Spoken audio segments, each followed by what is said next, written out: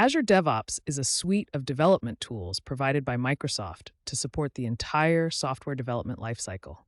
It includes services like Azure Repos, Azure Pipelines, Azure Boards, Azure Test Plans, and Azure Artifacts.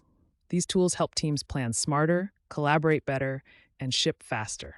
Understanding how to design and implement permissions and security groups within Azure DevOps is crucial for maintaining a secure and efficient development environment.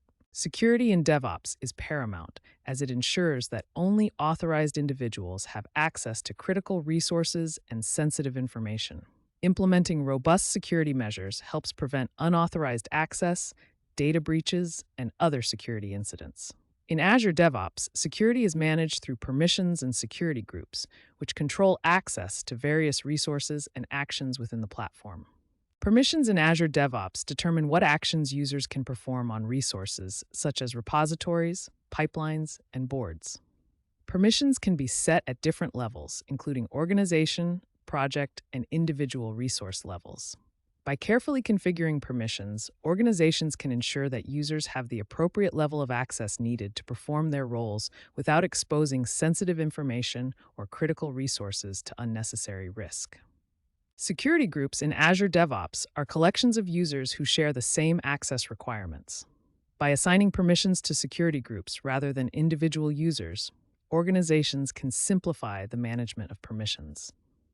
Security groups can be created for different roles, such as developers, testers, and administrators, each with specific permissions tailored to their responsibilities. To create a security group in Azure DevOps, navigate to the organization settings and select Security.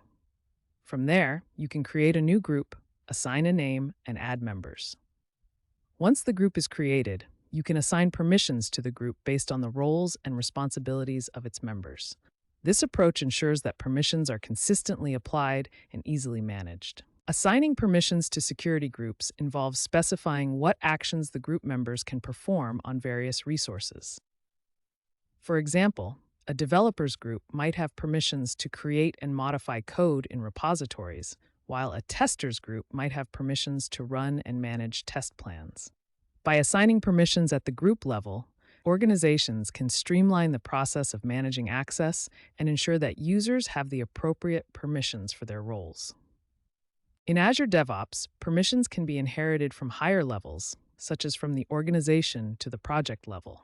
Managing inherited permissions involves understanding how permissions flow from one level to another and making adjustments as needed. For example, if a user has read access at the organization level, they will inherit read access to all projects unless explicitly overridden. Understanding and managing these inherited permissions is crucial for maintaining a secure environment.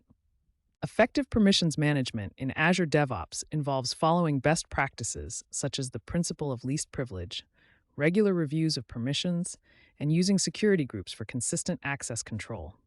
The principle of least privilege ensures that users have only the permissions they need to perform their tasks, reducing the risk of unauthorized access. Regular reviews help identify and address any unnecessary or outdated permissions, while security groups simplify the management of permissions across the organization.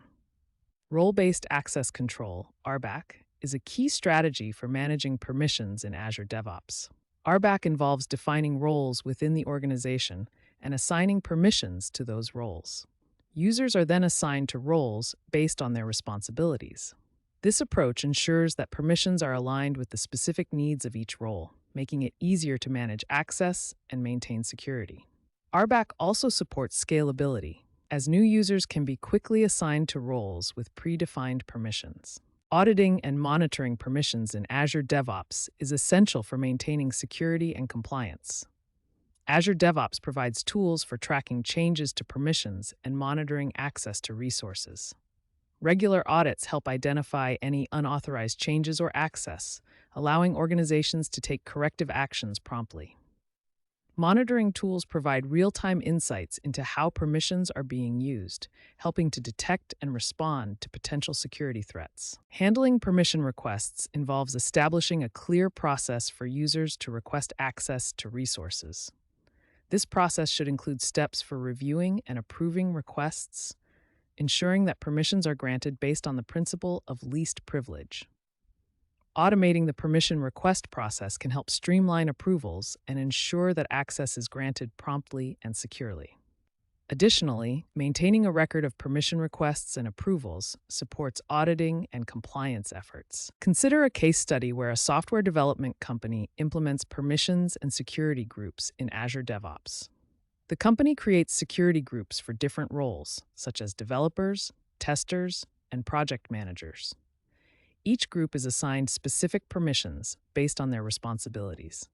By following best practices and using RBAC, the company ensures that users have the appropriate level of access, reducing the risk of unauthorized access and improving overall security.